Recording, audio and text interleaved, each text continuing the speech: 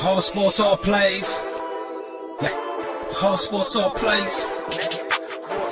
All sports, all plays. 365, we making a place. You talking the game, get you through the days. We're high in the court, the dime in the lane. Variety, topics, living the same. All presentation, sports information. In the airways, taking the nation. All sport, all plays, like working your faces. Grace at the field, so tie the laces.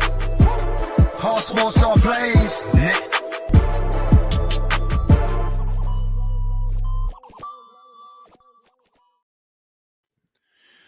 Whoa.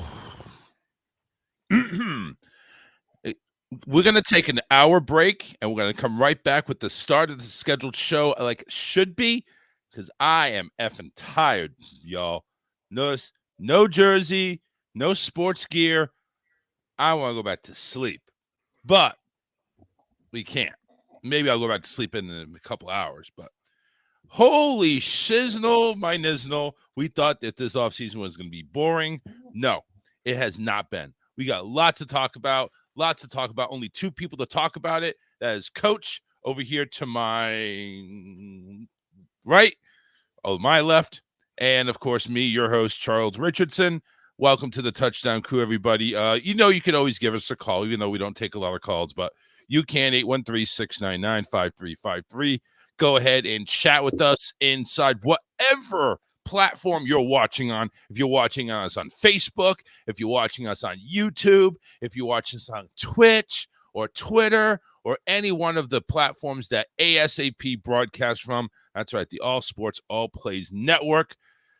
Coach, good morning. I hope you had your breakfast earlier than usual, because this time change sucks. Oh man, yes, it does. But it was a great week of football, and we have a lot to talk about. So we're gonna make it happen. Oh, it's Mike. Happy St. Chicago Patty Day. I'm over here thinking, it's like, listen, he's got better things to do. He wants to go watch water turn green, for Christ's sake. So that's a little more important. What's going on, Mike? Good morning there, sunshine. Good morning, boys. It looks like you just woke up like 10 minutes ago. I did. Hungover, I assume, too.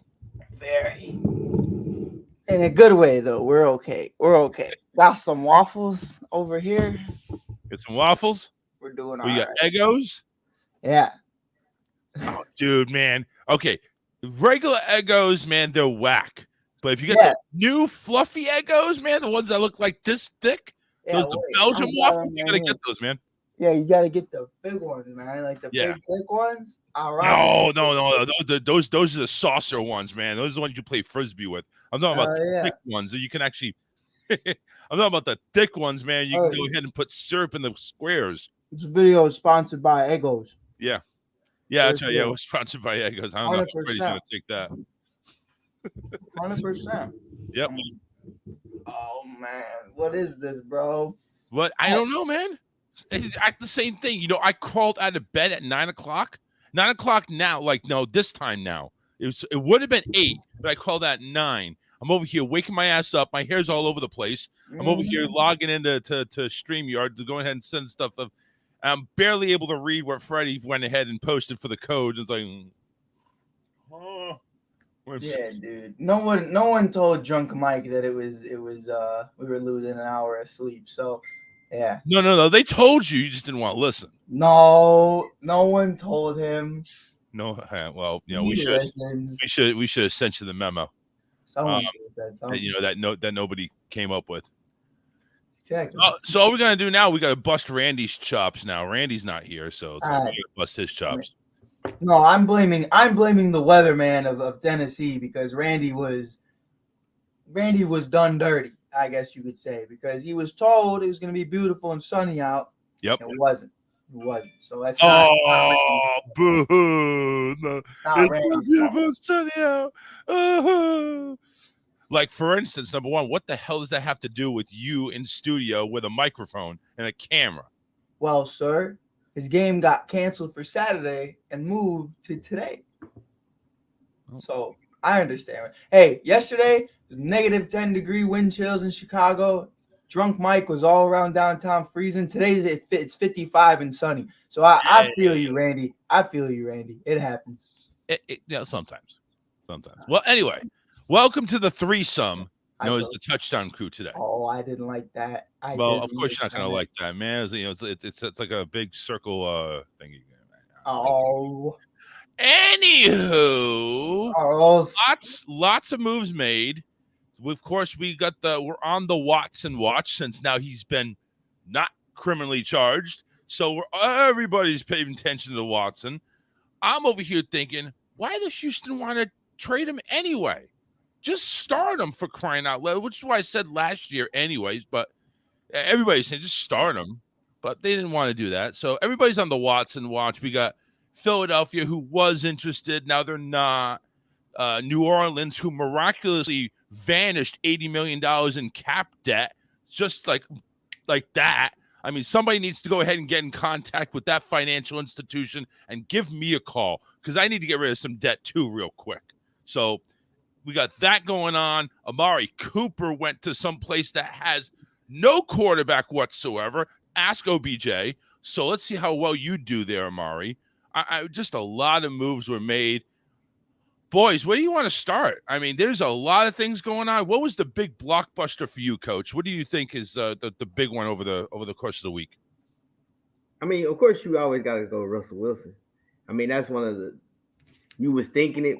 Everybody was saying it, but you didn't know if Seattle was really going to pull the trigger.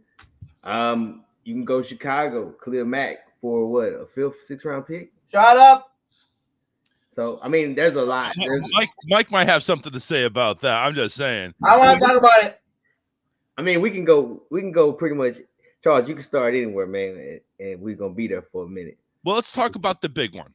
The big one that I think is Russell Wilson. Yeah. Because we all knew something was going to happen. We all knew that, that we knew it last year. We thought he was going to be traded last year, but it never happened. They stuck with him. Now it's like, nothing got resolved. So he goes to the Denver Broncos. Out of all the teams that could have had, Washington, the Commanders, or the Commandos, or whatever you want to call them, they had an opportunity. I think they said it was 3 first-round picks they're going to offer. They're going to throw Russell Wilson or throw Seattle. Yeah, he didn't want to go. Denver goes ahead and so let's break down the scenario. Is Denver that team that's a quarterback away from being a contender? And if so, do we say Denver's a contender? Mike? I think they believe that. I think they think that. Bring that mic. Bring that mic close to you, Mike. I'm so sorry, sir, but I think they believe that. I think they think they're a quarterback away. I also remember the Chicago Bears of old thinking that they were a quarterback away, and then they got a quarterback, and it's like you won 5 games. Like in the reality of the situation is with Vic Fangio gone and Nathaniel Hackett being your head coach, which doesn't make any sense now that Aaron Rodgers is re-signing with Green Bay. Shout out, coach. But it comes down to it too. I really don't know. I don't know. I think they have a great core. I think, obviously Jerry Jeudy is an amazing talent. Javonte Williams is an amazing talent. I believe Gordon's still on contract. I'm not sure. It doesn't really matter. But, you still have Sutton. You still have Sutton and Patrick. And I think you have great things going on over there. Noah Fant, I didn't really see being a part of the deal. I felt like, he's really emerging himself as a good tight end. So I'm kind of questionable about that backup tight end they have that they just drafted a couple years ago. I forgot how to properly say his name. It's a lot of letters in a lot of different orders. I'm hungover. I'm sorry. But I can't say his name, Charles. But it comes down to it too. Russell Wilson's great. And I've heard a lot of people say this is the greatest trade and the biggest trade in NFL history. And I think if this was like 5 years ago, I think it definitely would have been. But it's not that Russell's not great. I just think with Vic Fangio gone, Von Miller's gone, all these other cats are gone. I don't think that defense is going to be as good as people think it is. Coach, do you think Russell Wilson makes all the difference in Denver? Again, Mike doesn't think so. I mean, he says a good core nucleus, but Denver's still going to struggle. What do you think? No, I totally agree with him. I mean, I said it from the beginning.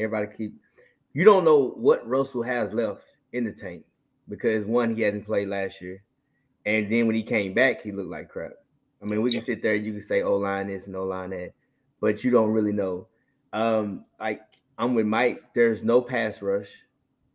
You have zero pass rush. You can't stop the run. Defensively, you don't have the tools to do anything.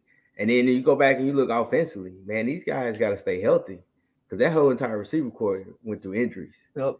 So regardless of no matter who you had at quarterback, the receivers were still injured and everything else. I mean, it's a good group. You look at them, what they did in college, of course you're going to say, oh, these are good receivers. But I don't think one of them really just stood out to say, hey, they're top 10 in the AFC. We're just talking about the AFC alone as the receivers.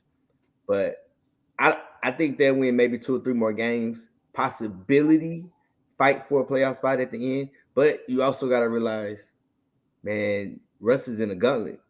He went from a defensive conference to a quarterback conference. Yeah, that's true. So, we had, Stafford in there last year. And then Garoppolo. Who was the other one? Who's the other thing? I'm so Murray. You talk about quarterbacks, Murray. Yeah. Murray for the Cardinals.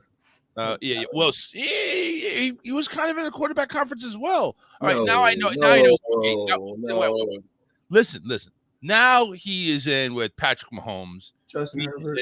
He's in there with Herbert, which he's making a name for himself now. Derek Carr. And then, Derek Carr remains to be seen, even though McDaniels says he's the starting QB. We'll see how far that goes. He's gonna be the starter. But it's like, Carr, I think, is no better. Is definitely not better than Stafford. And then you take, Mahomes is better than everybody, so you got that. But I think he's just going from one situation to another. It's just now it's. He's instead of playing in the Northwest, now he's playing in the mountains. That's all the difference. Now, he may have to get a couple of gasps of air. That's it. But I think the receiving core in Seattle, I think it was a little bit better, or at least he had more. He had more communication with them than is in Denver. So he's going to have to show a lot more. Question being though, and I'm not the expert at this, so I'm going to ask you gentlemen this: which O-line was better or is better? Is Seattle's better or Denver's better? Or is it Denver by a mile? Denver by a mile. Coach, same thing. Denver has a running game. Seattle never could get a running game. Right. So, and that's why I think Russ did look like shit for quite some time. We saw the same thing happen to Stafford and a bunch of other guys once. Yeah, one-dimensional.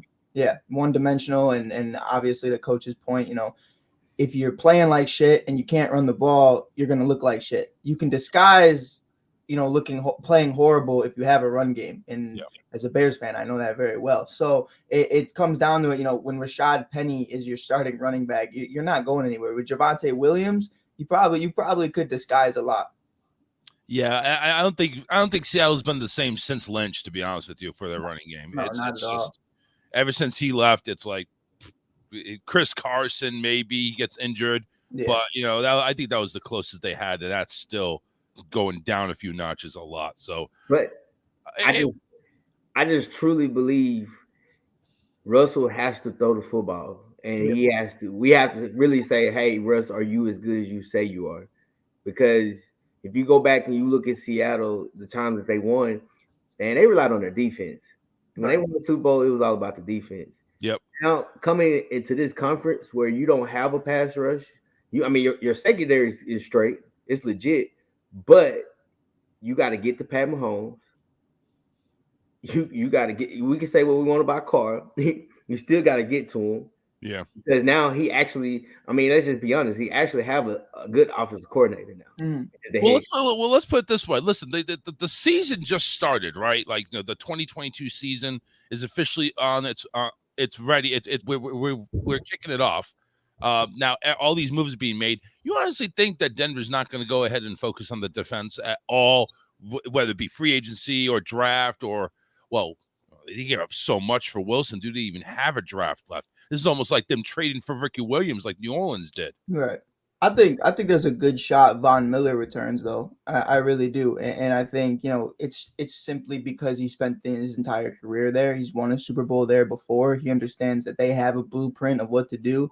The big part of it was what's changed since what was it 2015 was the fact that Peyton Manning's gone, and I know he wasn't a huge factor into winning that Super Bowl. Or at least to getting to that Super Bowl, because everyone forgets how good Brock Osweiler was for 5 minutes. But it fell off very quickly. But it came down to it to where that's what they've been missing all these years. So Russell Wilson is a Hall of Fame quarterback, and now that they have one, if I'm Von Miller and I already got a ring out of Los Angeles, I don't see why I wouldn't want to come back. Yeah, but why would you though? That's the thing. Number one, would they welcome him back? I think they would. But also at the same time, like you're talking 2015, that's 7 years ago. A lot of stuff changes in 7 years. You're talking about Russell Wilson in 2015 versus now. You see how far that's changed. Right. I just think when it comes down to the team that's kind of grown you into who you are, and they kind of left on really good terms, and he's kind of had that understanding of, hey, the window's always open to come back. Getting Russell Wilson, I think, not only opens that window, but it opens a completely different one that he can jump through, because that's a different conversation. It's not just coming back to come back. It's coming back to contend, or at least pretend to contend. Let's talk about somebody else Coach, I'll give you that second. But Chandler Jones coming up as a free agent, somebody maybe Denver can think about going after. I don't know if they can afford that. Yeah. Coach, what would you go and say about Von? Go ahead. I mean, we say that you signed Von, but let's just be honest. Von didn't really do too much when he was with them the last 2 years. And if you think about it, man, even with the Rams, he did just enough. But he's the third, fourth look. Right. You know what I mean? So I think he was hooping, hollering about, hey, going to the Packers. I mean, not Packers. I'm sorry, going to the Broncos, just because he's trying to get that money with the Rams situation. Like, hey, y'all just need to hurry up. But I wouldn't get Von, my opinion. Just to say, hey, you a Bronco for life, but I wouldn't get him because he doesn't give you that rush that you need. Just to go ahead and go stat wise, because everybody's all about the numbers.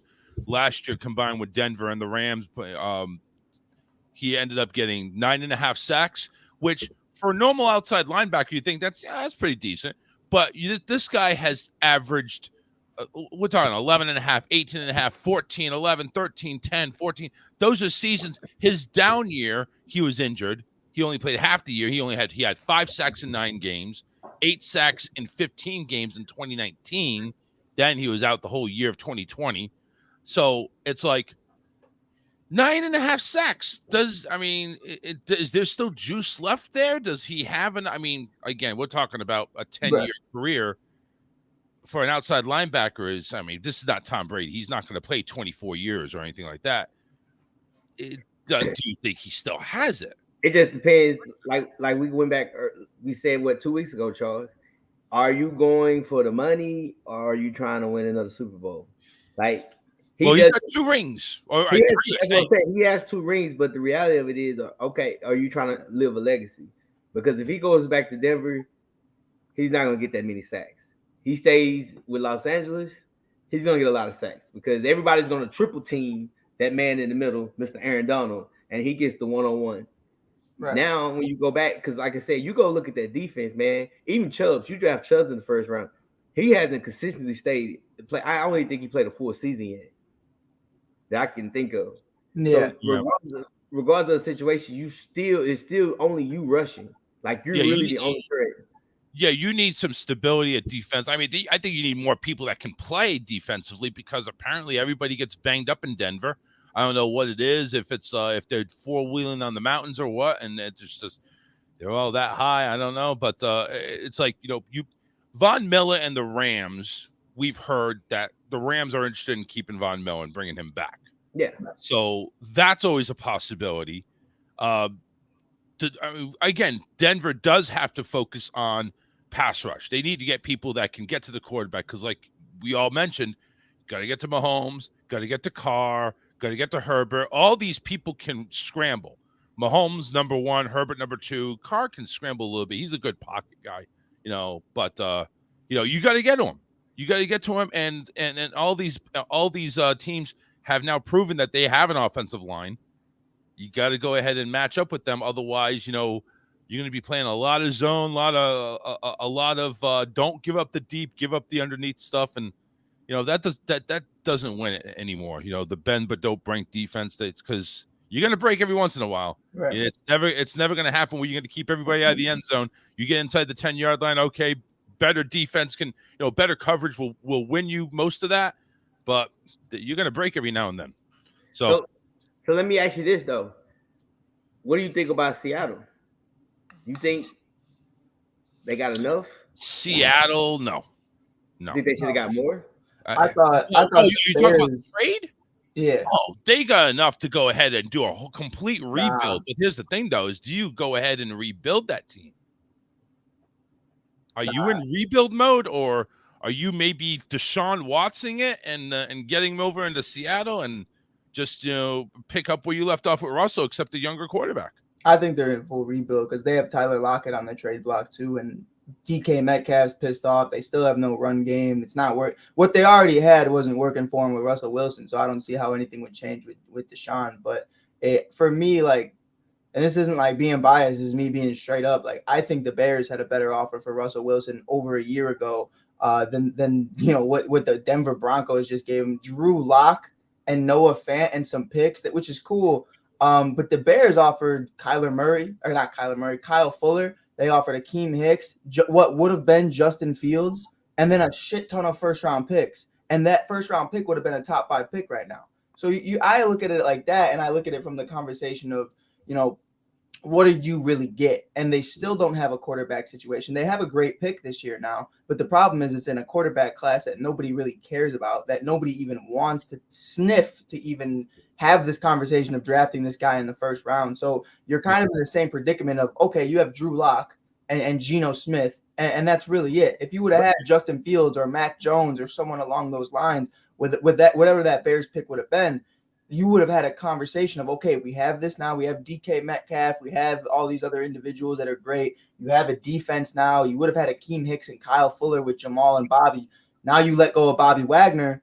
I mean, that defense looks awful too. So, I mean, you really have nothing going for you right now. It really sounds like they are in rebuild mode. It just sounds like they're trying to pick up the pieces and find out what they want the future to be. And I'm over here worried too. It's like, maybe Pete Carroll doesn't want to do this. Maybe it's time for him to get out too. So we don't know. There could be a lot of things going on. I think that's overdue. I think a lot of it is they're just going back to their roots, because when you realize you spent all this money on this quarterback and you didn't sniff the NFC Championship not one time once the defense got old. So now I kind of understand what they're doing.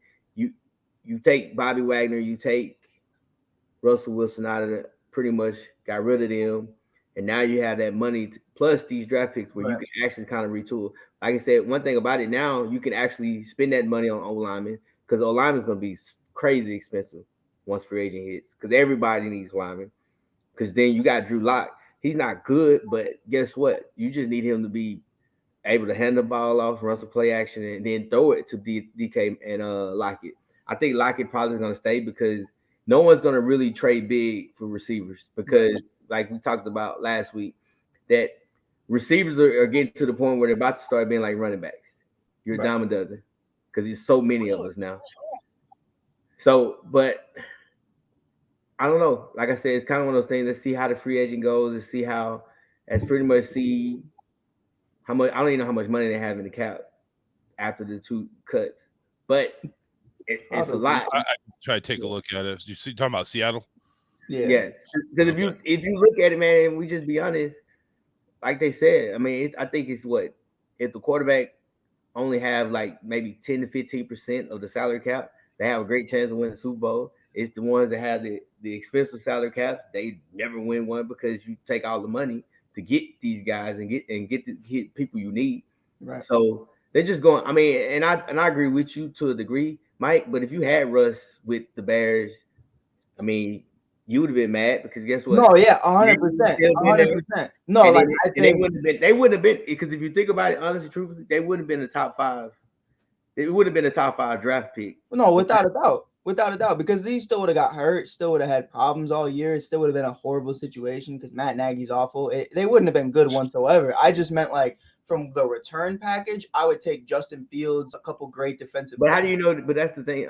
Is one of, well, yeah. By the way, Seattle estimated cap space is $40 million. That's You got a lot to play with. That's a lot. That's a lot. You can put, because I mean, we talked about it earlier, man. When it comes with these like the cap, 40 million, you could do a lot. You could trade, you can maneuver the money to say, hey, this year we're gonna give you this much, but we're gonna put it into a bonus. Right. Like you know what I'm saying? Right now, the person that's the highest right now in Seattle, Jamal Poona Ford. $10 million. That's a cap hit. Lockett is number 2 at just under that. Poona Ford is $10,075,000. Lockett's $10,050,000, according to SportTrack. I think you got to move that Jamal Adams contract, though. I think you got to get that out of there. He's got $9 million, but he's also $30 million in dead cap.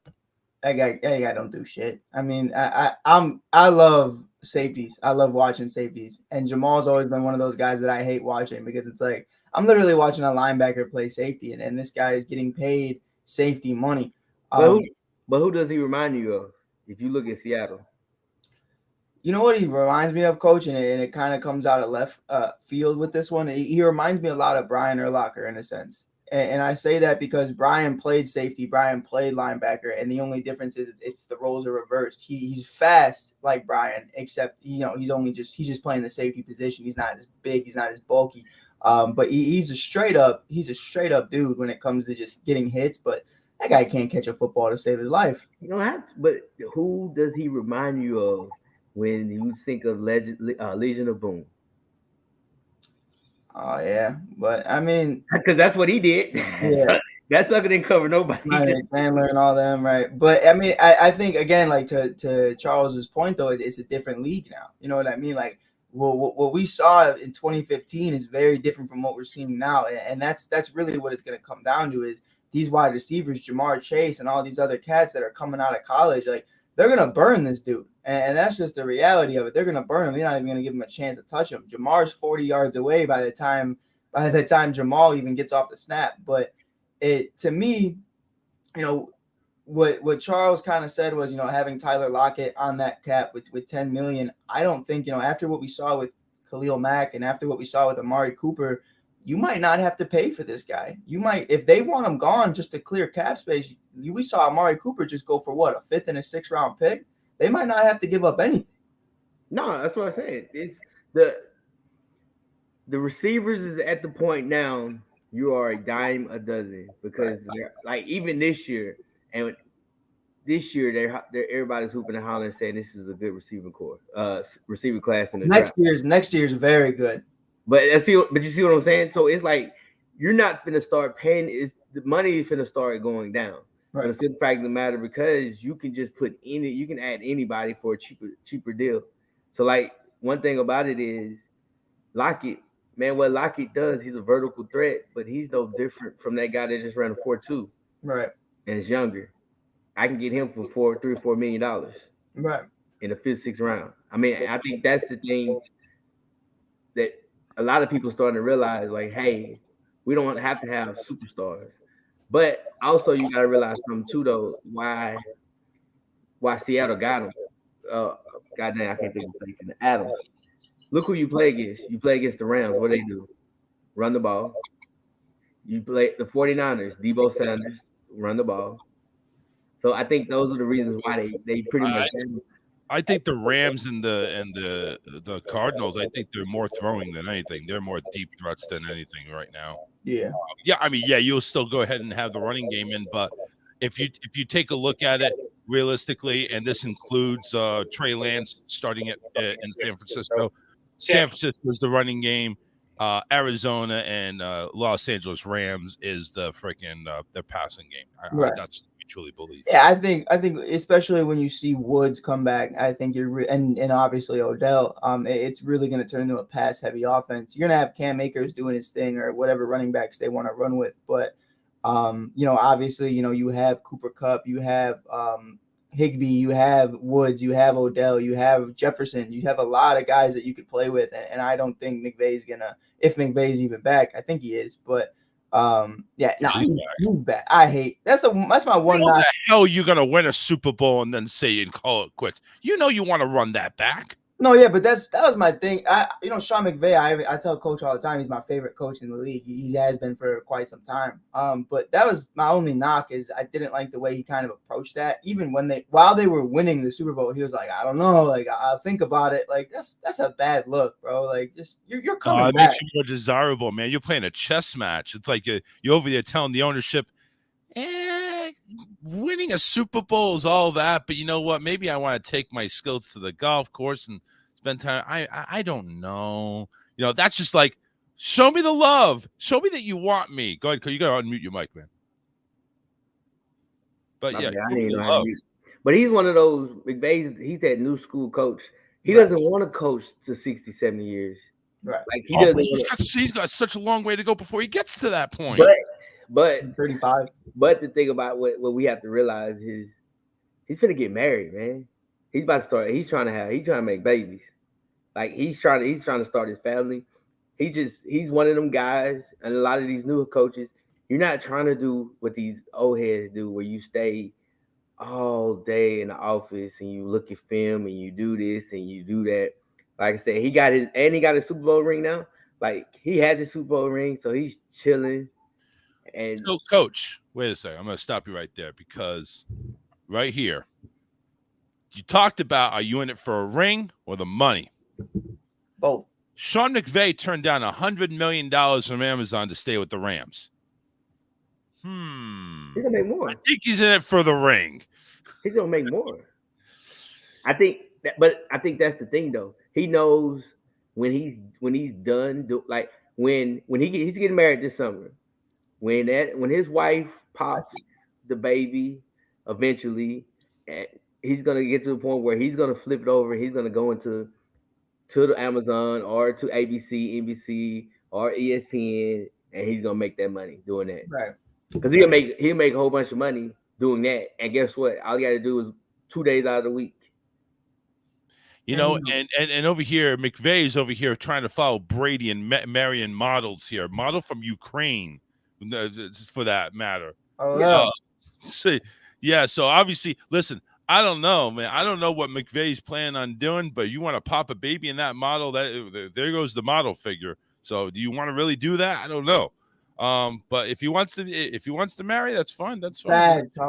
Bad Charles. What? Time out, Charles. Listen. Okay, number one. If you're listen, let's look at Giselle. Bad Charles. No. Hey, back to football. Let's go. Back to football. Hey, let's go. We can go. We can talk about the Bears. We can talk about the Colts. Shoot, we can talk about the Falcons. Talk about the Cowboys. Subject change. Right? Yeah. All right. I'm trying to have a meeting about this. All right. Amari Cooper to the Browns. Yeah, don't talk about the Bears. Let's get started. Seriously? Yeah. Well, we'll talk about the Bears. Don't worry. Cool. We're still talking about the Bears. As a matter of fact, we're saving the best for last. That's what I'm saying. No. Yeah, we're gonna save the best for last. That Mac trade was a McDonald's trade. That's what I'm saying. So Amari Cooper to the Browns. Does this do anything for Amari? I mean, anything for his game, or is he just like, is he getting paid? I mean, it's a trade. It's a straight up trade. But are the Browns going to go ahead and throw money at him later? Is that what the deal is? Because I don't see any benefit of him going there. Oh, he got his money. The issue is why go to Cleveland? Why? It's not his choice. The Cowboys did it. But guess what? That's where he's gonna go to die. He's going, because if you look at Cleveland, one or two things. You ain't gonna get the ball, and he's really finna be injured because any receiver 9 times out of 10 that went there, either you hurt or you just running routes for nothing. Because he was hurt before he even got there. Yeah, so that's what I'm saying. So Cleveland is the place where all good receivers go to die, just like Chicago is where all quarterbacks go to die. No, I think they're dead before they even get there. I don't think we've ever really had somebody that was great. Yeah. And this was so crazy when you look at it. It has to be the salary. It has to be his salary, because you mean to tell me Baltimore wouldn't give him a 4th rounder Right. for Cooper? Like a 4th. We're not even. They gave over. Why not go to Jacksonville? They gave a 5 and a 6.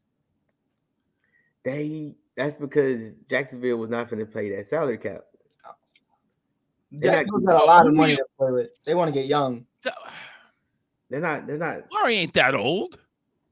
You No. gotta listen. You can't be. He's you not. an average Listen. age of 23 running around in Jacksonville hooping and hollering. You're gonna have to get some senior leadership in there. Charles, I agree with you, but here's the issue: $20 million a year. You better be playing 16 games at minimum. He hasn't. I can't tell you the last time he played 16 games. Then you had the COVID incident. Then you had the injury, your ankle, your hip. Like, Mars, don't get me wrong. Are you saying he's damaged goods? Is that what you're saying? He's not worth $20 million a year. Just for the simple fact of the matter, because he can't get on the field. But his knowledge of the game, his route running, his work ethic, those are perfect. His hands, everything is good about the guy. If he's healthy, he's a top 10 at max. You could argue top 5 if you want to.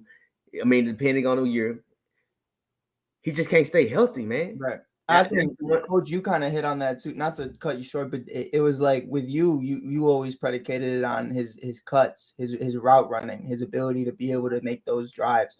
And I feel like that's a problem when you have these lingering ankle injuries for several years now, is he can't make these cuts the way he wants to without being cautious. And I feel like you could see that on the field, and you could see that during practices. You know, he's teaching CeeDee Lamb, hey, here's what I used to do. And he says that, here's what I used to do. The reason he's saying used to past tense is because you cannot do that anymore. And it's causing issues. So $20 million a year for a guy that's having a problem hitting a slant or a curl route, I would be very skeptical as well. And if I was Jacksonville, Charles, I would rather reunite with Allen Robinson before I got Amari Cooper.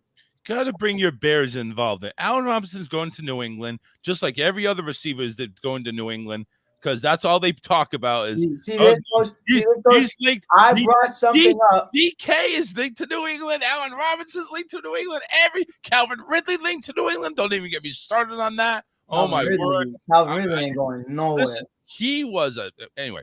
But I'm just saying. Okay, back to Amari. So are you saying? Let's put it this way. Is Dallas in trouble for trading Amari, or is that good that they got that cap off? I think it's a problem they need to address, that they only have really CeeDee Lamb and Michael Gallup. I think Michael Gallup re-signed. He's a free agent. He hasn't signed yet. I know they're very close, but very close does not mean anything until that kid puts ink to pen and paper. Like that's really what it's gonna come down to. But he's gonna be out. Yeah, he's gonna be out quite some time. I would say November, December. Yeah, first half of the season for sure. Maybe going into a little bit of the second half, but because it happened late, and that was the problem with this wide receiver core that I was talking about. Is next year, Coach, when the Bears have over $150 million in cap, and you have DK Metcalf, Devontae Adams, AJ Brown, Chris Godwin, and a bunch of other guys as free agents. Hopefully, relatively, they'll all be healthy. Right now, Odell. Chris Godwin, Michael Gallup, DJ Chark, all these guys are injured. Even Allen Robinson was banged up. All these guys tore their ACLs. All these guys blew it out. And the one guy that's actually healthy is Antonio Brown. And mentally, I don't know how healthy that man truly is either. So it comes down to it to where if I was Dallas, I would try drafting somebody. I think this wide receiver class is very deep. I'm really excited to see what they could do with that. There's this kid, Treylon Burks, out of Arkansas, that I think he looks just like Deebo Samuel and DK Metcalf in one. Like, this kid's huge, but he can run, he can catch, he can do everything. But I think they definitely need to address that problem, because if Gallup doesn't come back, if obviously Cooper's gone, CeeDee Lamb's going to get doubled a lot. Yeah, so Dallas has got their issues on receiver. Obviously, Cleveland doesn't really have issues on receiver. They have issues with quarterback and their scheme. Yeah, honestly, and I think, like Coach says, that he's just going to go there to die. Now, what if it works? It won't. But what if it does? You know why it won't? Because when you got a guy like Cooper is on routes, so everything has to deal with timing. Baker Mayfield is terrible at his timing. Right. Like, He's a gunslinger. yeah. So when you have a guy that has timing versus a guy that just like to chunk it up and everything else, that makes it's a problem because if you look, Odell Beckham, that was just straight speed. Right. Then Jarvis is more timing because Jarvis is slow. I mean, he runs a 4.7, 4.8, 40. Right. So all his is just pretty much routes, and he didn't do anything productive. And Jarvis is getting up there in years too. But I mean, that's what I'm saying. So it won't work out for them now. Even if you go back and you look at the Cowboys better run the ball 30, 40 times a game. Because if you think you're finna just sit here and you're gonna throw it 40 times with that, they're gonna be in trouble. Because regardless of the situation, Amari Cooper is the one that keeps Amari Cooper and Gallup keep the safeties over the top, so you can have CeeDee Lamb, which plays the slot. He can control the middle of the field. Now, once you take one of them out and CeeDee Lamb has to go to the outside, he's not as good as he is. He's going to be really, really exposed because, again, when he was in Oklahoma, he just played a lot off of Murray. Murray runs around and pretty much just chunk it up. Talking about Carr? Huh? Talking about Carr? No. When he was in college, Oklahoma. Oh, when he was in college. My bad. Yeah. So Cowboys are really they must have used this two-headed monster in the backfield because the line is getting banged up. They can't block. You talking about pass? They just terrible. Do you think Dak Prescott actually starts all 17 games this year, or is he's injured before the season even starts? Probably not, but we'll see what happens. He'll start Charles. They have to run the ball.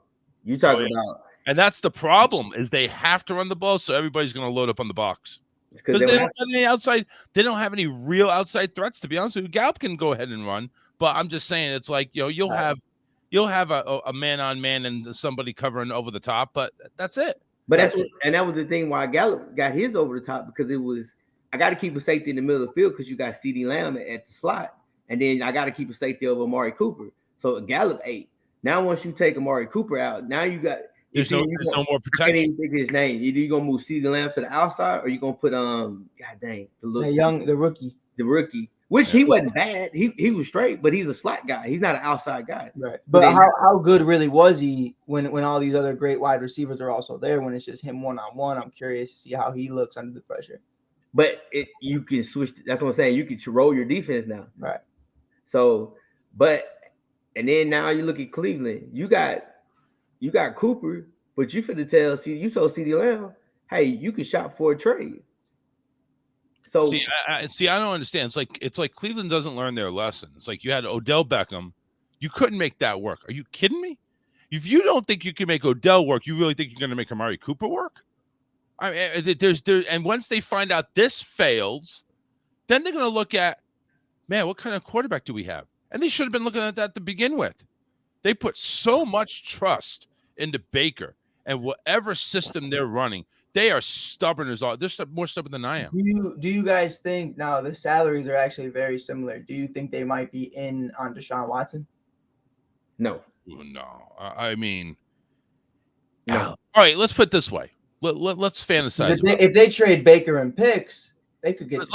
Let's fantasize about this. Deshaun Watson to Cleveland for Baker, straight up. Not straight up. All right, not straight up, but just say they end up going. Stop shaking your head, coach. Deal with my fantasy. I'm like my little niece, man. Deal with my fantasy.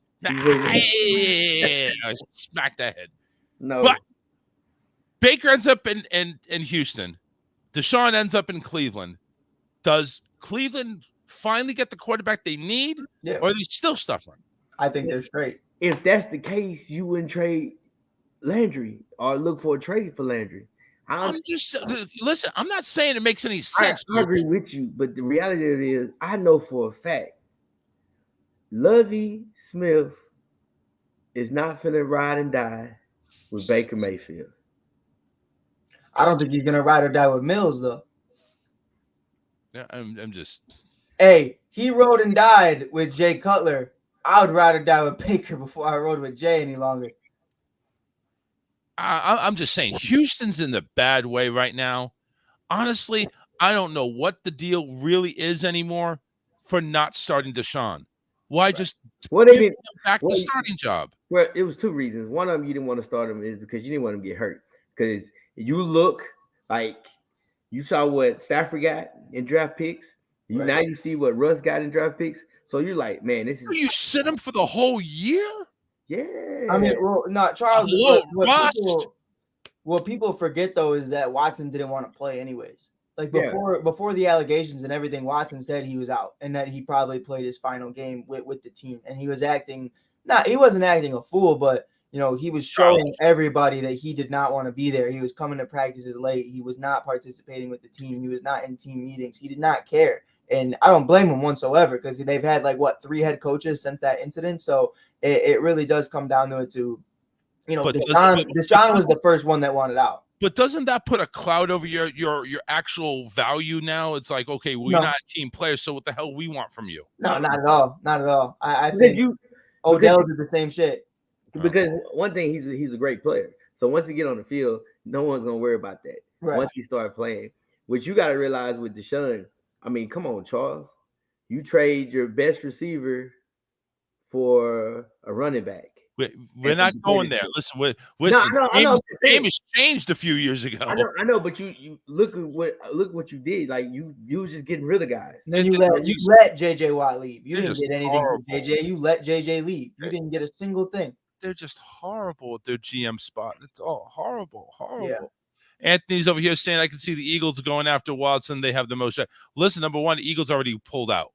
They pulled out. They're like a responsible brother and pulled out before going in. So they went ahead and pulled out of the Watson deal. So they're not. I wouldn't have went. You made the playoffs with the Eagles. I mean, if you think about it, since we're talking about the Eagles is probably they're quick. They're probably number one in NFC East right now because of what happened with Dallas. Wait a second. So you mean to tell me Carson Wentz to the Commanders is not going to get him over the top? No. Where the hell is Randy when we need him? You saw the defense? Go. Next topic, Charles. Next topic. I'm not going to get on the NFC. Aaron Rodgers. Oh, 4 years. Playing until he's 42, apparently. I like it. 4 years. Not one. $200 million. Discuss. I love it. I think it's great. Why? I'm excited. Why? I'm excited. Well, one, I love it You're because you're a Bear fan. You're sick. You're sick. I love it because Jordan Love is sitting there right now and he's on suicide watch, confirmed, because that man is upset. That man is terrified and he just probably no longer wants to be there. The worst first-round pick I've seen in a very long time, and I took Mitchell Trubisky number 2. So saying that's with that, but it is because they could have had Claypool. They could have had all these other individuals that helped Rodgers get a championship. Instead, you took his successor, who's no longer succeeding anything. He could succeed these nuts, and that's what it comes down to. But at age 42, Rodgers, however friendly this deal is going to be making $50 million, and that makes me smile. And then, Coach, I know what it is. You're looking 4 years down the road, and you see Rodgers not making it to 42. He retires before then, and I hope he plays. Eating cap.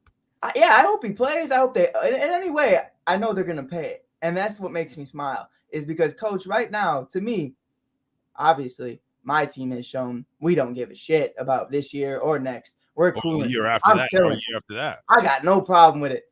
Now, 3 years down the line, 4 years down the line, it's a conversation. We'll see what happens. We'll see what they build. Until then, I'm not going to speak on it. But, Coach, I'm going to tell you this right now. This man went on Twitter after Green Bay flexed to the world that it was a 4-year, $200 million deal. And this man goes, don't believe everything you read. I love that because even though they paid him, he's still talking crap. He's still saying, I'll retire at any point in time. He's still saying, if I don't like this, I'm gone and no one can stop me. And you're going to have to pay him now. It's not like, oh, okay, it was just a 1-year deal. It's cool. Well, 156 million is guaranteed. I mean, it's almost all of it's guaranteed. Right, pretty much. And that's where Rodgers say, listen, yeah, 50 million per year is okay. Yeah. I want all of this.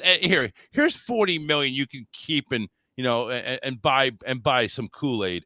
But I want to keep that 150 something, $160 million. I want that guaranteed. Put it in my bank now. Right. So I'm cooling with it. Because at the end of the day, I wouldn't have said nothing, Coach. No more State Farm commercials. If he didn't make that tweet, if he didn't make that tweet, I would have been like, man, this is Rodgers is happy, Rodgers is satisfied, everything's cool now. It's not, because right after the deal got done, he made a tweet that said, "I'll still retire at any point." That's toxic. That's horrible. And if I was Green Bay, I would immediately regret giving him that deal if he said that. Go ahead, Coach. What are your thoughts on the highest paid quarterback ever, or a highest paid player ever? Are y'all surprised? You knew that. I am a little bit because it's like, why would you go ahead and pay that much for that amount of time? He said that though. He said it. He came out and he said, "I want to be the highest paid player." Like, it's not. So guess what? Either Green Bay was going to do it, or Denver was going to do it. Right. You think Denver was going to do it? Do you think Denver had the cap to do it? Yeah, Denver was going to do whatever they had to do it. Yes, I mean, so the reality of it is, I wasn't shocked. I knew that was going to happen. Aaron Rodgers. I've said from the beginning, said to the end, he is a spoiled brat, and he's the guy. He gets what he wants because the simple fact of the matter, Green Bay, they live and die with Aaron Rodgers, and you have to pay him because guess what? He's a 2-time MVP, 2-time repeat, huh? Yeah, he's like a 4 or 5 time, but he's like, yeah, I'm saying he's a 4-time, but he's a back-to-back MVP of the league. Yeah. So it's not like his skills are diminishing. As a matter of fact, I think I think there were spurts of it where you saw Aaron Rodgers kind of changing, but it comes down to it to where his raw talent and the way he understands the game kind of diminishes that. But you do see, why does he not throw interceptions is because he doesn't throw balls in the window. He does not throw to guys being double teamed. Devontae Adams he is a game manager. Yeah, he's not, and that's a big part of it. But he didn't used to be like that. He used to just gunsling it, and he didn't give a shit. And now you're starting to see a very different Aaron. And honestly, I think this version of Aaron is scarier than the original Aaron is because he understands not to force passes. But you know something? I'm great that he's an MVP. I'm great that he's winning awards, that he's, doesn't turn the ball over. He also doesn't win rings. Nope. But that goes back to when that's fine. No offense, Mike, because when you play the NFC North, where he owns, like you said, I own the Bears. He does. And when you say you play the Lions, and then you don't know what team you're gonna get with the Vikings. No. So it's kind of like, of course he looks good, but when he gets in the playoffs, like I said last year, I said he's gonna go second round best because those are the teams. Now you're talking about you playing the playoffs teams, especially we can all honestly say in NFC, you're gonna run the football and they're gonna play defense. They're gonna play defense in the NFC. No matter what it is, you look at the teams that made it, they play defense, or they have a pass rush, or they have this. My team plays defense. We don't play offense. Well, that's a whole nother story. But I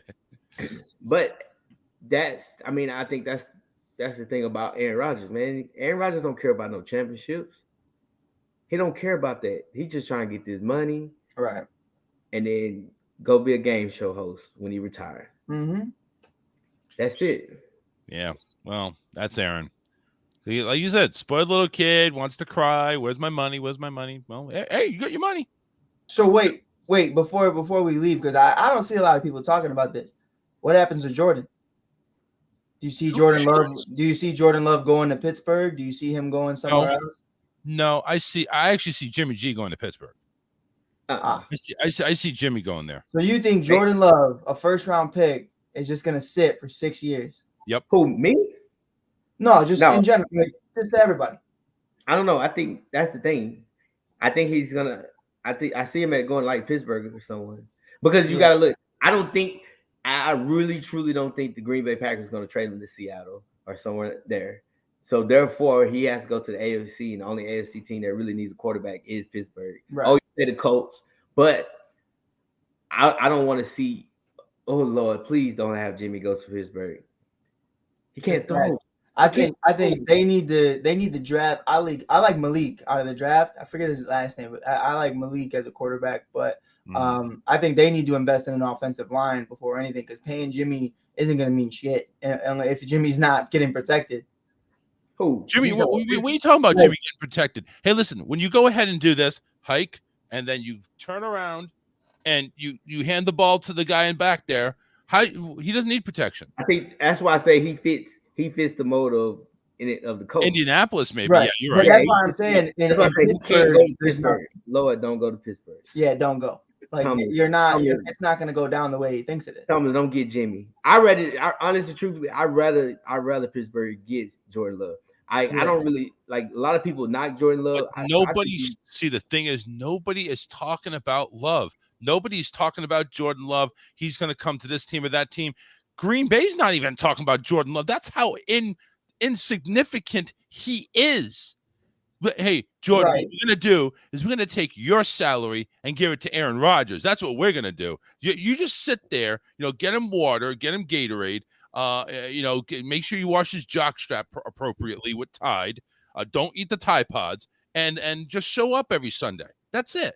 They don't care about him. They invested a pick in Jordan Love, thinking he was all that. He's not. And now it's like you signed this guy. I wouldn't say he's not, though.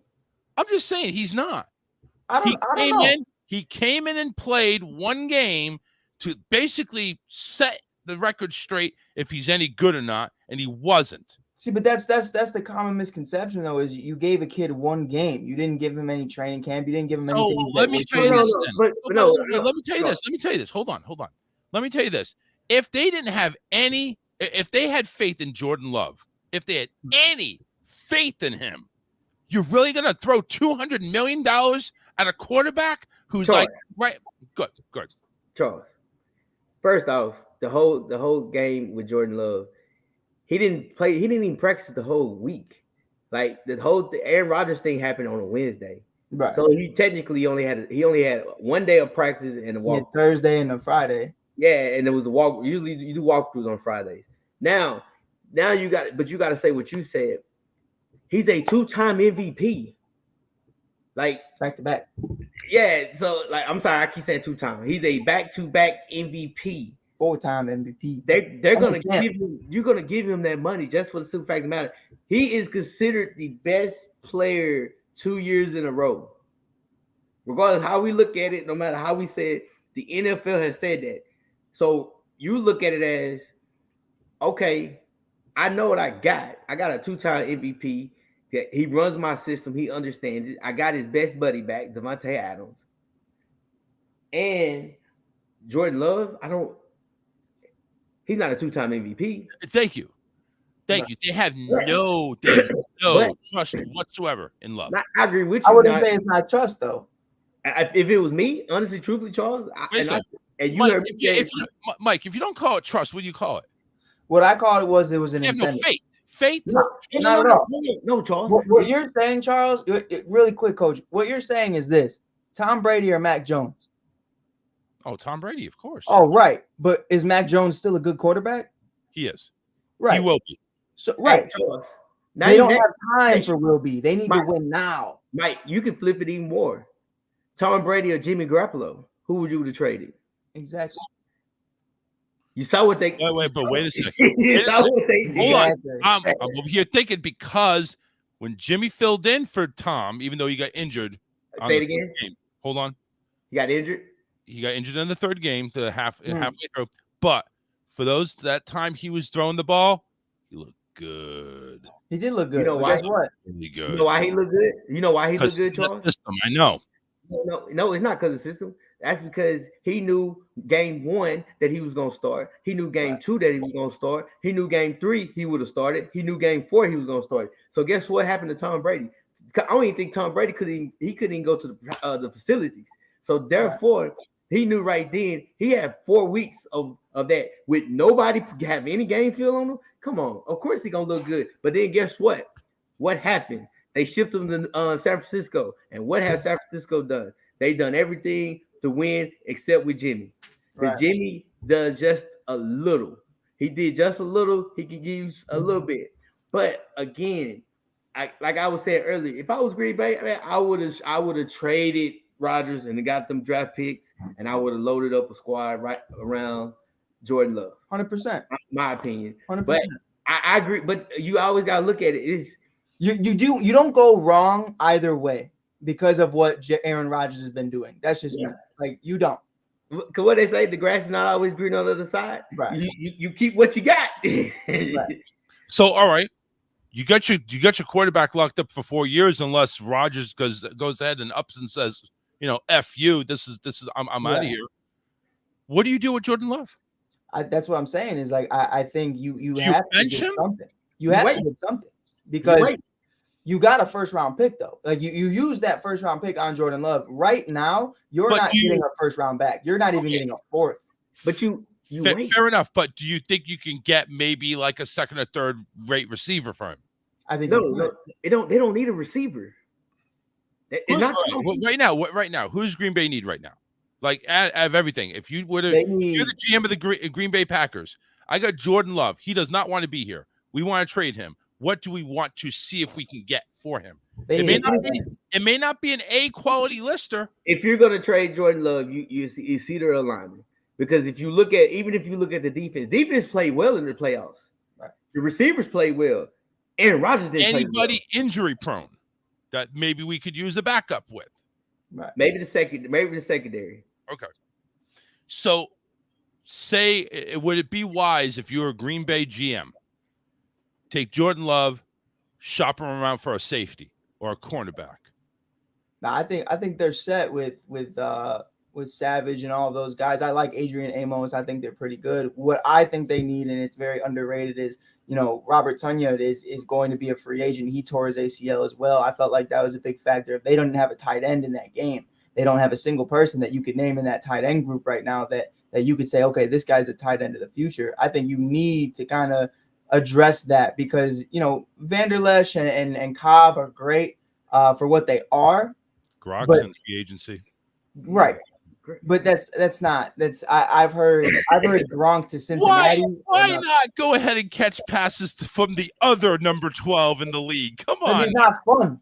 He's not fun. Aaron Rodgers. No one likes Aaron Rodgers. It is cold. Gronk is there for fun and partying. Wisconsin and Aaron Rodgers is the complete opposite of that. Listen, Gronk wants to go to public school. That is a charter all boys school. That is not. No one wants to be there. No one. Prom is going to be weird. Gronk needs to go to LA, man. I don't care. I heard he wants to go to Cincy. That's just what I'm hearing. He's just as boring. It's just as boring, but those guys but you got to realize who's the quarterback. Joe Burrow. Yeah, Joe Burrow's Joe cool, man. When you look at Gronk can deal with everything because he had Brady. But if you take a look at that, take Gronk. Why not go back to New England? You got a young Mac Jones. He wants to party. You know why? Charles? Because you tried to trade him to the damn Detroit Lions, and that's why he ain't going back. Oh yeah, you got a point there. Yeah, I ain't going to. If you tried to send me to Detroit, bro, I'd never answer another one of your phone calls ever again. And he don't like Bill. He don't like Bill. Anthony says Rodgers won't last 4 years. Packers going to ask him to rework his contract in 2 or then be traded or retire. Anthony, I'm going to need you to change that profile to Carson Wentz. Yeah, right. Yeah, I agree with Anthony. Okay. So Jordan Love basically he's riding the pine pretty much. I feel horrible for him. Yeah, I think it's really unfortunate to have to. If you're in Jordan's shoes, you contact your 100%. I'm leaving. I'm going to my agent. 100%. Wait. Nah. You just wait. Because think about it like this, Coach. Charles, this will be my last thing about Jordan Love, but when you look at his contract right now, let's say he's already 2 years in. So he's going to do probably a 2-year extension if he were to stay in Green Bay to max out that 6-year thing with Aaron Rodgers. He's going to be sitting for 6 years. No. Backup. He's not going to make any money. The thing is, though, he's making money because he's a first-round draft pick. So he's not making big money. He's got money right now, but that next Mahomes money. He's not making Mahomes money or Stafford money. That's the thing. That's the thing. What you got to realize. He sits and you wait, and I say wait because guess what? We all know. We said it earlier. everybody's going to reach in the draft for a quarterback. Right. Somebody's going to reach because they always do for a quarterback. All right. You look at Seattle and their situation. You look at the Colts situation. Pittsburgh. Those are great opportunities where he can slide in and they throw some because it's going to be a need. Right. It's going to be a need eventually. Like Right. so for him, have a great spring or have great summer workouts. Have a great summer. Do preseason. Like if I was his agent, hey man, ball out. Ball out. Ball How? out. You're not going to get any looks. I'm out of there. It's I'm out of there, preseason. bro. You got the whole preseason because regardless of the situation, that's the thing.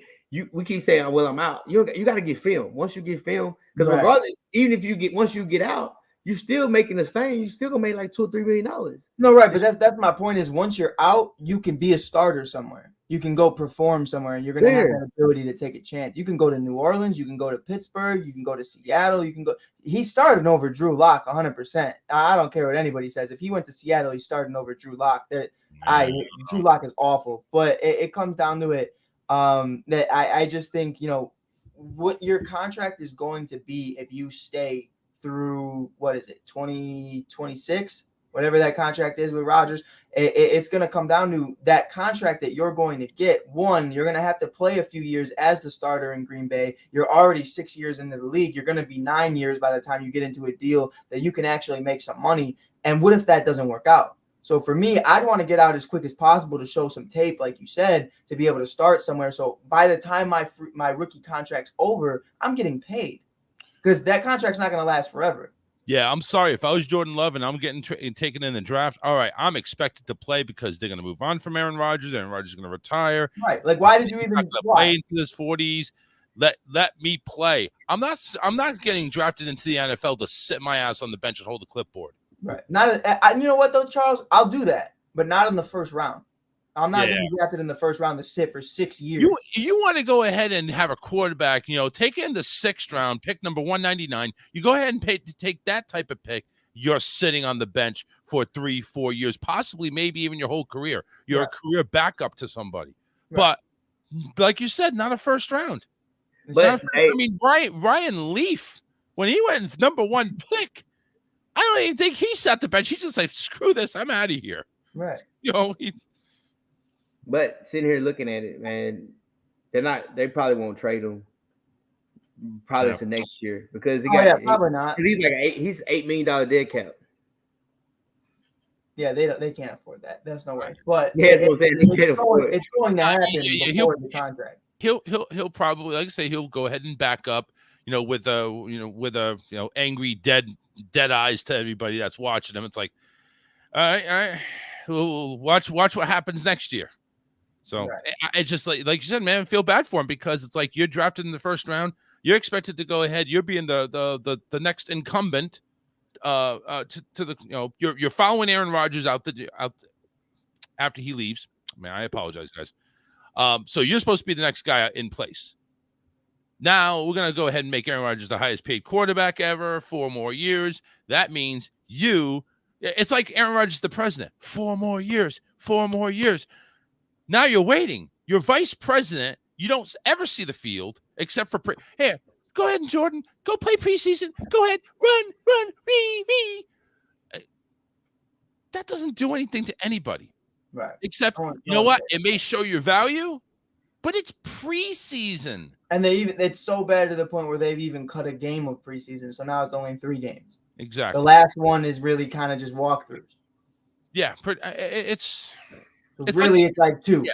It really is. It really is. And it's like, Jordan he could have started 4 games this year. Right. But no, they had to cut one of them. So anyway, I just feel bad for Jordan Love. I think he needs to get the hell out of there. I don't know where he would go or how he would go, but $8 million dead cap, I'm sure they're not looking to move him. Chicago take him, sir. Yeah, I'm sure they will. They'll take any quarterback. I mean, Jordan's already on suicide watch. Why not go to Chicago? Hell yeah. Carson Wentz, not somebody that's on suicide watch. Well, I don't think so. Going to Indianapolis to Washington. He's now going to be part of the Trojan condom deal over there. The Commanders. Carson going to Washington. Does it make sense? Does he have any life? Go ahead. I don't know, man. I think you know what's really, you know how I look at it, and I don't know how coach feels about it, but I feel like they were a day too early on it. I feel like if they would have waited to see what would have happened with Deshaun Watson, which literally got cleared up a day later, they probably don't make that trade, and they probably take a shot for Deshaun Watson. I think that's really how I'm looking at it right now. I think they were way too early. I think they jumped the gun, and they're probably knocking themselves right now. Now, if they can flip Carson and some picks, because they didn't give up nothing. They really gave up nothing for Carson Wentz compared to what the Colts gave up for Carson Wentz. So if they could flip that for Deshaun, I think they would do it. Yeah. But I just think they were a day too early. Well, Russell Wilson declined to go to Washington for like 3 or 4 first-round picks. You think Deshaun, who's younger, and I think that's a Sierra thing, though. That's a Sierra thing, though. Like, what's in Washington? You know what I mean? Like, what are you gonna do? There's not much to do in Denver, but I mean, it's better than Washington. Man, Washington, man, Texas City, man. Coach, go ahead, man. What do you think? Wentz or wants to Washington? It's a lot of W's there. I like it. I like it. Here's one of the reasons why I like it. No matter what, they're gonna run the football in Washington. One thing I don't know what happened in Indianapolis. They didn't run it like they should have. Right. Like they didn't tote it. Like Jay Taylor, he was the leading rusher, but he usually with like 20 carries. Like he should have 25 carries. The backup should have 10, 15 carries. So I think in Washington, they're going to run the football. And they're going to if you can keep Wentz at 20, 25 throws a game, then now you have a great shot. It's when you give Wentz the 30 to 40 plus is when he has those moments where it's like, whoa, what were you thinking?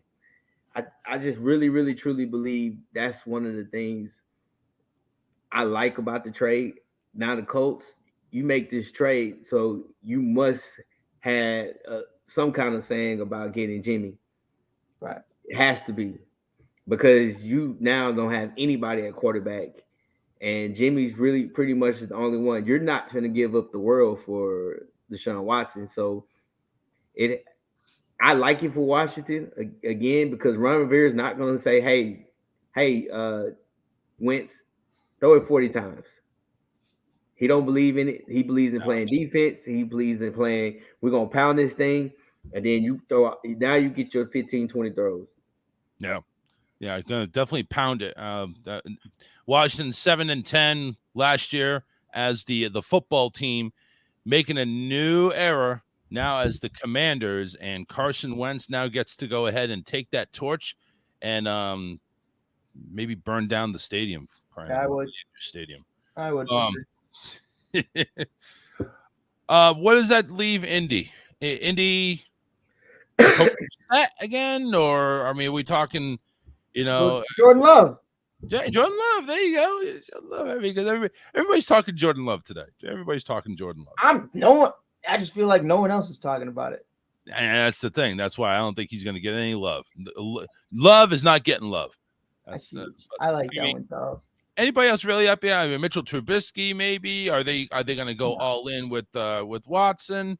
I mean, I think Jameis Winston to me is someone you might want to take a look at, because I think with that cap room, and I wish Randy was here, he'd be able to explain a lot more. But with that cap room, they want to continue paying guys like Quentin Nelson. They want to continue bringing in more wide receivers, because that was the problem to me, especially with Carson. I don't think Carson played poorly. I just think he didn't have a lot of weapons to play with outside of Jonathan Taylor and a couple other individuals. But I think at the end of the day, Mitchell Trubisky is definitely going to New York. Without a doubt, he's going to go follow Brian Daboll, because that's what he knows. That's what he had success in the preseason. Yeah, I mean, it makes the most sense. He's going to be able to compete with Daniel Jones. He's going to be able to fight for that starting role. If Brian Daboll wants to move on from Jones, Mitchell Trubisky would be his guy. I think that's his best bet. But I think Jameis Winston's someone that I would want to take a look at more than Jimmy, just because Coach says it all the time. Can't do shit with Jimmy. Like you really can't. There's nothing you can do with Jameis. I mean, there's the 5,000 yards. There's the 300 touchdown. 30 touchdowns. Yeah, granted, there's 30 interceptions tied to that. But after a year with Sean Payton, we did see a better version of him, and I think he's learned a lot. So I'm very curious to see how that's going to be implemented and how their relationship's going to continue. Because he probably still talks to Sean. He probably still picks his brain. So I would say Jameis to the Colts would be my desire right now. Coach, you see anybody going to the Colts that will pick up the QB1 spot? I think they say Jimmy. And the only reason why I say they try to go for Jimmy for the simple fact of the matter is because You can run the ball. they want to have the same image of what pretty much as the 49ers. Right. So and he fits that. I mean, he got them to the NFC Championship. Yeah. Like I said, one thing about Winston, the only knock on Winston is he never made it to the playoffs. Like Right. He got him to the Super Bowl. Jimmy got him all the way there. Yeah, so I mean, yeah, Jimmy didn't get shit. But the running game got him there. But you're right. But you have a running game in Indy. That's what I'm saying. So like Jameis Winston, he'll give you more right when you load the box because he can throw it. But do you put him in? But you put Jimmy in the category of he's more of a winner. I mean, he knows how to win games. Like we said, Charles, you said it earlier. You said you would have kept Jimmy with Patriots. How it started. So that right there alone is because you feel like he's more of a winner. And then he went to the 49ers. I mean, his record is great in the playoffs. Yeah, he just got to get there. So I think that's probably what a lot of people is going to look at. They're going to look at him going there. Winston's not bad. Again, I 100% agree with you, but I just don't think he doesn't have the wins. Right. Put him in that category. Yeah, it's not beneath my... Real quickly, let's go and play some tag, right? Oh yeah, Charles, let's do it. Let's play some tag. Orlando Brown from Kansas City, David Njoku from Cleveland, Jesse Bates, your man over there, Mike, gets tagged in Cincinnati. Mike Gesicki in Miami, Dalton Schultz, tight end for Dallas, Cam Robinson, left tackle from the Jacksonville Jaguars, Devontae Adams getting tagged in Green Bay, Chris Godwin getting tagged for the Buccaneers. Who is the biggest tag surprise and who isn't? I mean, honestly, Devontae Adams is definitely not a surprise on that end. I would have thought, I don't think it was. I would have thought Njoku would have done some type of deal with Cleveland, though. No, I thought it was Adams. I thought it was that, and I'll explain why. Because, sir, I seen the $200 million. I seen the cap space they already had. That cap space was the same number as my high school GPA. It was not high. It was low. It was bad. It was god awful. That shit looked like when you looked at how much cap space they had, it just said 2. They said 2 what? They said 2. That's it. There's nothing. We had nothing. Then they signed him to a $200 million deal. So to me, I was like, oh man, I don't know how they're going to be able to make that work. I don't know how they're going to be able to do this. I don't think they're going to be able to keep Devontae Adams. The way it was constructed, I was actually very impressed with the front office of Green Bay for being able to get that done, for being able to get Aaron to agree to that with those incentives. And that back burner type deal, which obviously Aaron don't give a shit about. He's got Jeopardy, like Charles always says. But I was very impressed by it. I think, it is very hard to pay Devontae Adams long-term money, and it's hard to pay him on a franchise tag when, you got a guy making the most money in NFL history. So I was impressed by it. All right, Coach, biggest surprise, biggest non-surprise. Well, I wasn't surprised about Devontae Adams for the super fact matter. We already knew that was going to happen. You'll be a fool. A fool not to franchise tag him without having Aaron Rodgers, because then Aaron Rodgers, he wouldn't have signed his contract.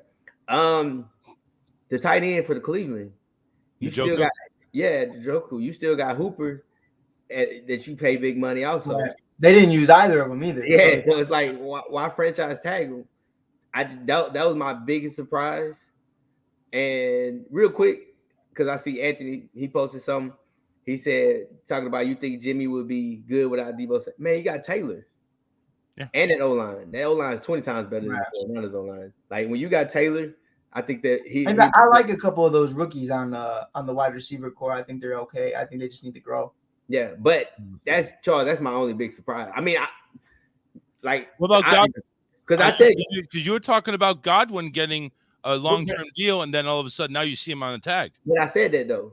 Because look at the money. You say That's one of those conversations where you say, "Hey, Godwin, look what we have right now. So what we're gonna do is we're gonna franchise tag you. So then now we need to sign our lineman.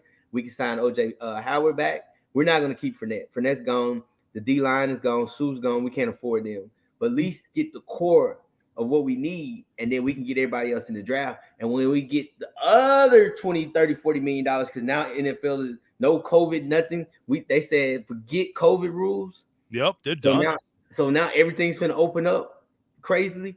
So now they're like, hey, now we're going to get you your contract. Yeah. Hey, coach, whatever you need, bro, just hit me up. My team's having a fire sale. Charles, you too. Whatever y'all need, I got it. See, the only thing is, when you have a fire sale with goods and services that are actually worth something, people will be interested. But a fire sale for the Chicago Bears, that's crickets right there. That's crickets. We got solid players. We just don't got anything else. Yeah. That's exactly it. Nothing. But that's another thing too. When you go to Walmart and they're having a discount deal on one item, it ain't that interesting. I think it's interesting. You know what I think is interesting? That Khalil Mack trade. Finally, let's get into it. Khalil Mack goes to the Chargers. And what does somebody remind me? What did Chicago get for Mack? Second and a fifth. Second and a fifth. Yeah. For Khalil Mack. Better than Amari Cooper. Well, Amari Cooper's going to a dead end dodge right there. Nobody wanted to offer him anything because of his cap. But Khalil Mack going to San Diego, going to the Chargers. What does that do for the Bears defense? Do you have any worries that the Bears defense is going to slouch now? No, I think they're going to be fine because they were slouching before. Khalil Mack missed the entire season. He didn't play. He played 3 games. And Robert Quinn, without Khalil Mack, had 19 and a half sacks. I'm perfectly competent in that. Travis Gibson, the rookie who took his place, looks really good. I am going to say this, and this is me just being unbiased because I don't think that the Bears ownership is good. I hate them. I hate everything they're doing. God rest George Halas. But the reality of the situation is defensive first teams with a great running game. It's not what the game is anymore. This is the first time a general manager came into Chicago and really took the team by its balls. And I believe in Ryan Poles. I didn't believe in Ryan Pace. I felt like, he was doing exactly what George McCaskey wanted and what the McCaskeys wanted to be able to honor George Halas. Let's get Khalil Mack. Let's sign him to over $100 million deal, trade the future, so on and so forth. You know how it all went down. Lance Briggs, Brian Urlacher in the back, obviously Mike Singletary, all those guys. It's always been that way. This is the first time a guy who's coming out of Kansas City, who was a part of the draft team that got Patrick Mahomes, Travis Kelce, Tyreek Hill. Everyone forgets about Kareem Hunt, but he got Kareem Hunt as well. It comes down to it to me is where this is the changing of the guard. And I'm not trying this to make people buy into it. This is just how I view it. You're able to trade Khalil Mack. You cut Danny Trevathan. You cut Eddie Goldman. You're cutting ties with Akeem Hicks. You got rid of Tariq Cohen, who was 5'6". I don't know why you signed that man to a contract anyways, but it comes down to it. Right. And he tore his ACL. I hate Ryan Pace so much. I hope he burns. But it comes down to it to where this is the changing of the guard to me, and that narrative of we're going to put over $100 million into this front seven, that's over. We're putting money into the offensive line right now, and Ryan Poles has made that adamant. And to address your defensive question, without Khalil Mack, this team was already getting bodied. So there's really no difference. And bringing in Matt Eberflus, and I wish Randy was here because he has my back on it, being a defensive-minded guy, you can shape average players to play above average or play to a standard because of how great you are defensively. And Charles, I know you know that because Bill does the same thing. Bill will take nobodies and make them pretty above average. He's just not going to make you great. He's not going to make you a Hall of Famer. Coach, I'm not saying offensively he's making great. I didn't say nothing yet. Bro, you just looked at the wall, bro. There was nothing there. I think he saw a fly in there. He's like, I'm going to kill this son of a bitch. I'm listening. But that's my biggest point, though, is I think this is the changing of the guard, and this is the first time in my 22 years of life that I've seen, a guy come in and say, hey, we're going to build up an offensive line, and we're going to build around Justin Fields. I never once saw anybody build around Jay Cutler, build around Mitchell Trubisky, they would do stupid shit like bringing in Allen Robinson, who just tore his ACL, or Trey Burton, who nobody cared about. But now they're actually having serious talks. Hey, we're going to burn it down. This is going to be a retooling. We're going to see what happens. We're going to get rid of Eddie Jackson. We're going to get rid of Robert Quinn right now. And coach, I'm going to say it again. Charles, I didn't get to talk to you this week. We didn't get to have a conversation. I missed you. The Bears have $150 million in cap space as of right now for 2023. That's exciting to me. That's fun. But you know what? We're not in 2023 yet. But I don't care because this year I'm going to get a top 3 pick. And then next year, I'll get all the free agents in the You're world. going to get a top 3 pick where? You think the Bears going to finish that bad? Yeah. Okay. By the way, if you take a look at Mike's name tag there, he's got Mike Hughes 1252. That's not from the network he works at. That's going to be the average score between the Bears and whoever they play. Bears going to average about 12 points. The opponent's going to average 52. And that's fine. I'll take my first round pick. Thank you. Anthony says, did the Chargers absorb the 3-year, $60 million contract for Mac? Yeah, the majority of it. The only thing I think the Bears have to pay is like $6 million this year to it, and then the rest is all Chargers, which to a guy, this isn't 2018 anymore. You're getting paid over $20 million annually. That's quarterback money. Like the Bears are in no position to be paying Khalil Mack that money. If you have Joey Bosa and Justin Herbert and all those boys, by all means, go pay for it. But the Bears, they didn't need Khalil Mack. It was a want, not a need. So do you feel, as a Bear fan, and you can be as biased as you want on this one, do you feel the Bears actually got enough value, or do you think they should have asked for more? Obviously you want more. You always want more. I'll say this, that second round pick means everything though. Because the way I'm looking at Amari Cooper getting traded, the way I'm looking at other guys getting traded, it's like, damn, like you got a 5th and a 6th for Amari Cooper. And mind you, Khalil Mack is just as injury prone as Amari Cooper. So, and he's more expensive. So it comes down to it to me is like, I'm perfectly fine with a second round pick. You have to be honest with yourself and understand that as great as Khalil Mack is, this guy can go win Defensive Player of the Year with Joey Bosa. I believe that. Like he really can. That was going to be the next thing too. It's like, okay, you trade Mack. Right. Okay. And because he's injury prone, you got this other guy making 700 sacks a season. What if you had 2 players that could make that, if Mack was healthy? Right. Well, that's the thing. We do. It was Robert Quinn. Robert Quinn had 19 and a half sacks this year. The only problem was Khalil didn't get to stay on the field long enough to be able to do that. So but if we had Quinn and Mack on the field at the same time, would that be worth trying it? Go ahead, Coach. Go ahead, Coach. The thing what people don't realize, what's the name? They run a 4-3. Khalil Mack is a 3-4 backer. Right. So he didn't fit the scheme. Right. And Eversley isn't running that. And because you're not going to put him at the end, he's too small to run a 4-3. Right. So him pretty much you trading him is not a bad. It wasn't. I mean, you got a second round pick for it. That's cool. Do you think they undervalued Mack, or do you think they could have gotten more, or do you think they didn't want to pay the contract? Yeah, they're trying to get money to make. They're pretty much trying to blow it up to where now, like you said, next year they got $100-some million, but you also got to realize they only got 8 people under contract. 150. 150, but you only got 8 people under contract. Oh, they got a shit ton of guys on contract. Yeah, $150 million, and you have to sign. So how you gonna go from 8 to 18? What are you talking about? You said they got 8 guys on contract. Now they're 18. I didn't say 18. That's solid. So wait. $150 million. You have to sign 34 players. That's fine. Yeah. And you know what though? You're drafting 7 of them. You're drafting 7 of them this year. Then New England paid $150 million and they signed 5, right? Yeah. But what you got to realize too, it's a win for the Chargers because guess what? Right. Regardless, if they got to pay, they're only going to pay 17, 22, 23, and then you can cut them at any moment because none of it's guaranteed. Because he already got his guaranteed money from the Bears. Right. Yeah. So they can pretty much say, yeah, so we at any moment we're looking at it as I got my second round draft pick is Khalil Mack, which I already know what he has. Right. But now the whole thing about the Bears, but they're playing with house money now. Now they're playing with house money. Yeah, because he fits what they want to do, and now it's gonna be kind of different now because now you're looking at Khalil Mack. Now I'm in California. It's not 30 degrees. It's hot out here. I'm going back to chill -10.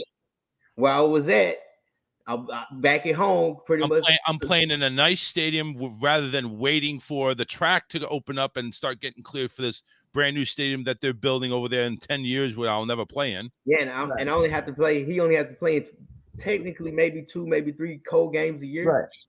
And that's where, to me, it's like it comes down to this at the end of the day is that, it's not 2018 anymore. Like, this can be Khalil Mack of 2018, but they also only offered a second-round pick in 2023 because there's a chance it might not be. And I think with Joey Bosa's health, with Khalil Mack's health, if everything goes well, there's a conversation they could win the division. I really think that. That second round is this year.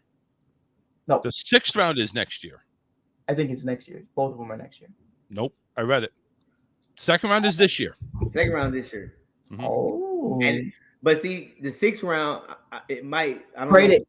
It depends on how good he plays. It could drop probably to a 5th or 4th. Yeah, something like that. It comes down to it though, where it's better than nothing for me, and just take the contract. I don't give a shit about the pick. So let me ask you this: so you really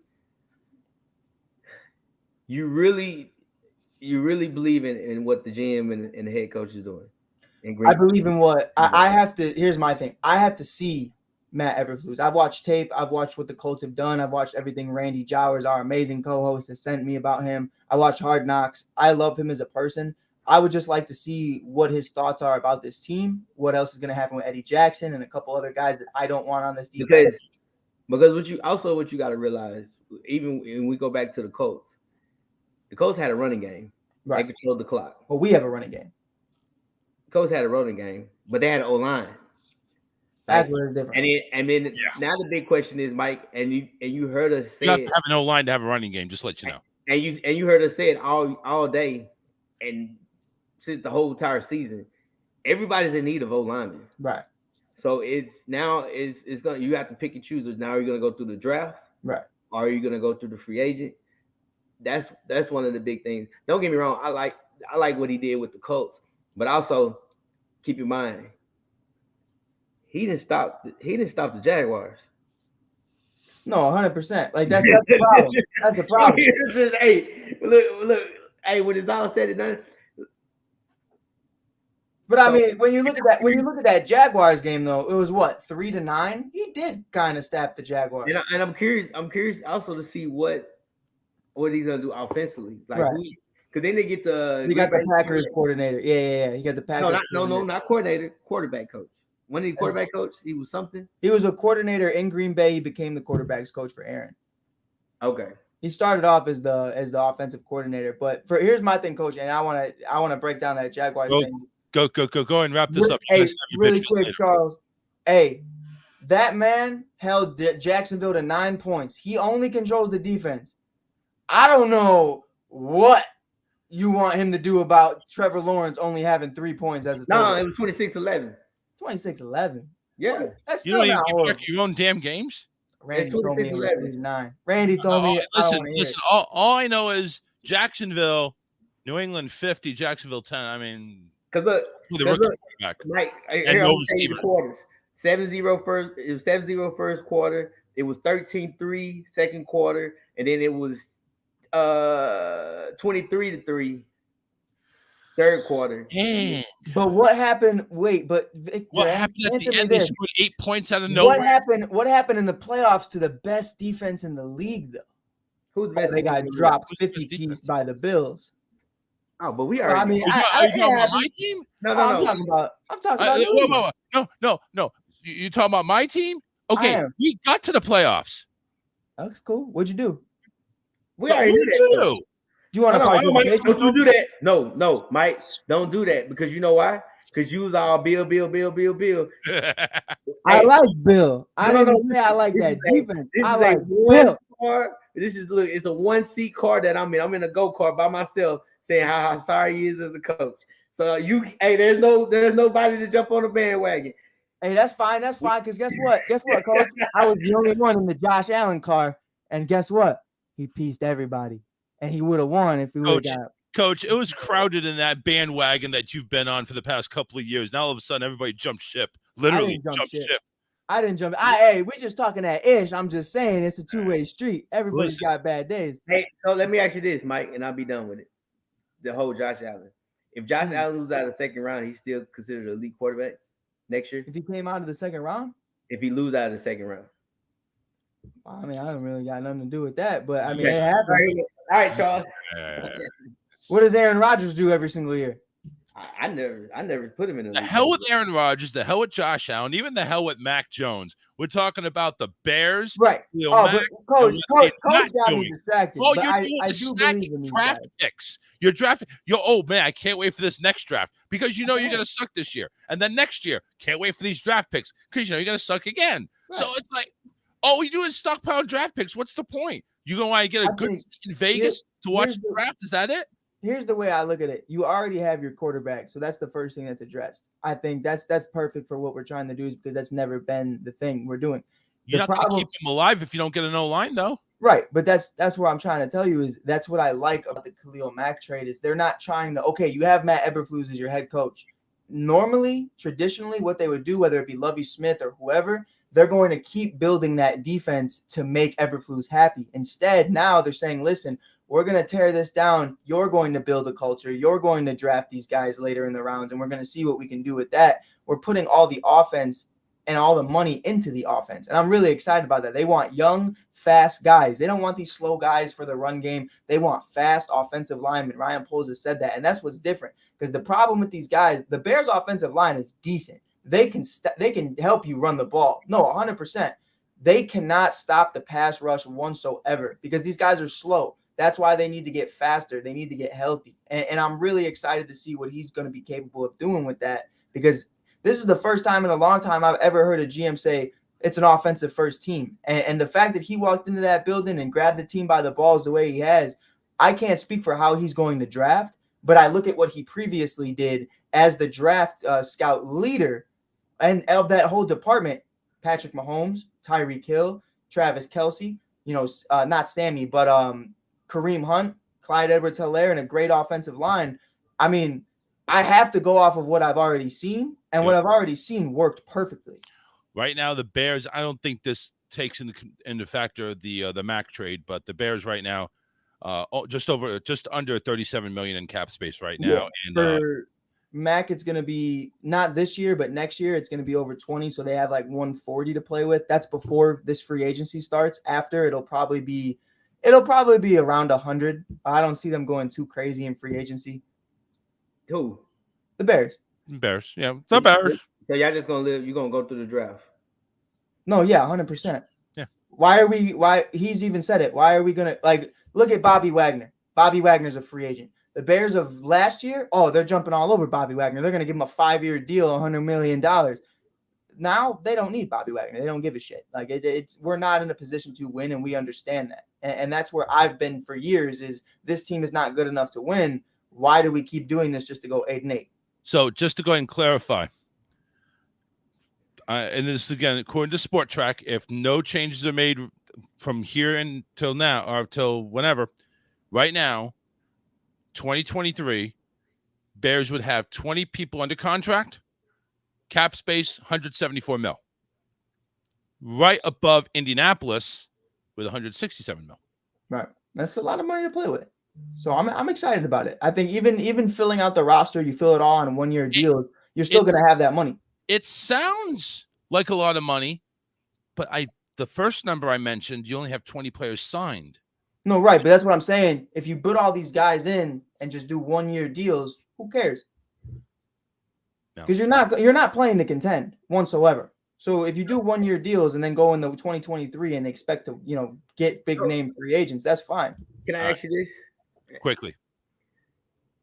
So when you got all this money, so when are you starting to see the change? Because you also got to realize something too, Mike. You wait too long, guess who you're going to have to pay? Justin Fields. You're going to have to pay him. And by the time he's done, you're talking about what Aaron Rodgers got $50 million. That's going to be peanuts. Right. Because I'm looking at it. That's scary. I'm looking here's how I'll be very honest about it, and I'm not giving them no 4 or 5 years. I'm giving you 2 years, and by that I mean the 2023 beginning of the 2023-2024 season. You will have already 1 year in the 2022 draft. Then you have the 2023 draft. Then you have free agency of 2023, which Charles $170+ million as of today. If you sign everybody on 1-year deals, that's perfect. That's enough time. You have all these draft picks. That's 2 first-round draft picks, 2 seconds, 2 thirds, yada, yada, yada, yada, yada. Then $170+ million to play with. If you're not content by the beginning of that season, I don't know what to tell you, because you already have just decent pieces. You have Mooney, Fields, Kmet, Roquan Johnson, all yada, yada, yada. You already got all that. So you're not too far off. You just need to build something. That's 2 years to build something. I actually like looking into the future here and seeing all this, because it does back up Mike's point of view. But here's the team that actually looks really good. And I'm talking about people that they already have guaranteed signings and a lot of cap space. Philadelphia. Right. Very good. And they will have 40 people signed and still have $72 million to work with. That's solid. Yeah. Mike, go ahead and plug your network that you're on as well. Go ahead. Oh, yeah. You can find me 1252 Sports Entertainment. I'm doing everything on Saturdays, 7 p.m. Central, 8 p.m. Eastern, and I don't care about Mountain Time. I don't care about getting used to Mountain Time. So if you are in Mountain Time, can figure that out for yourself, because it's too hard for a Chicago public school kid to figure out all these different time zones. But 1252, they do great things. It covers all Chicago sports. I'm not leaving the ASAP network. I'm chilling over here, but I do love what I do over there. If you want to find things, Cubs, Bulls, Blackhawks, Bears, so on, White Sox, we cover it. Just check it out. Just tells you the type of education Mike has, where you can't go ahead and minus 1 hour from a central time zone. That's all I'm just saying. No, I refuse. Chicago. Coach, anything you want to plug, go right ahead, man. Man, I don't have anything coming. I got stuff coming soon. It's all in the wraps, but hopefully by the end of the month, I will start being like Mike and Charles and start plugging like crazy. Yeah. You do that. Make sure you go ahead and tune into my show, The Charles Richardson Show, Monday, Wednesday, Friday, 7 to 9 Eastern. That's 6 p.m. Central, 5 p.m. Mountain, 4 p.m. Pacific. Every Monday, Wednesday, Friday, we are live. Check us out on rawtalkonlineradio.com and all of my affiliates, which is growing as we speak, 14 affiliates. Not going to name them all, but just go ahead and make sure you check out the flagship station, rawtalkonlineradio.com. Guys, it's always a pleasure. Thank you very much, and we'll see you next week here on the Touchdown Crew. Peace. All sports, all plays. Yeah. All sports, all plays. All sports, all plays. 365, we making a place. You talking the game, get you through the days. We're high in the court, the dime in the lane. Variety, topics, living the same. All presentation, sports information. In the airways, taking the nation. All sport, all plays, they working your faces. Grace at the field, so tie the laces. All sports, all plays.